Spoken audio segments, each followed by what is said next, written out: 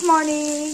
আজি ৰাতিপুৱাই ব্ৰেকফাষ্টত আলু চব্জি বনাইছোঁ আৰু লগত বনাইছোঁ কলা বৰা চাউলটো বনাই আছোঁ। পানী অলপ কমকৈ দি পেলাই বনাইছোঁ। এয়া খুব ধুনীয়া হৈছে জলপানখিনি। আৰু এনেদৰে মোৰ ভজা হৈ গ'ল আলু চব্জি। আৰু এনেদৰে কলা বৰা চাউল লৈ লৈছোঁ অলপমান। ৰাতিপুৱা ব্ৰেকফাষ্টত আজি ভাবিলোঁ এনেদৰে খাওঁ। আৰু এয়া হৈছে আলু চব্জি, এনেদৰে লৈ লৈছোঁ। আৰু এনেকৈ খাই খুব ভাল লাগে।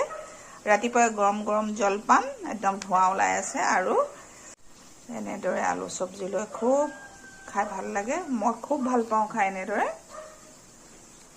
লগত একাপ ৰঙা চাহ লৈ লৈছোঁ। আৰু লগত এয়া ৰঙা চাহ। আৰু আজি মোৰ ৰাতিপুৱা ব্ৰেকফাষ্ট ৰেডি হৈ গ'ল। আৰু আজি মই এনেদৰে মোৰ ৰাতিপুৱা চাহকাপ আজি এনেদৰে লৈছোঁ জলপানৰ সৈতে। আৰু সৰুকৈ ভিডিঅ'টো বনাই আপোনালোকৰ লগতো শ্বেয়াৰ কৰিলোঁ। ভিডিঅ'টো ইমানেই। চাই ভাল পালে লাইক কৰিব, কমেণ্ট কৰিব। এতিয়া টাটা বাই বাই। আৰু এতিয়া মই জলপান খাই লওঁ।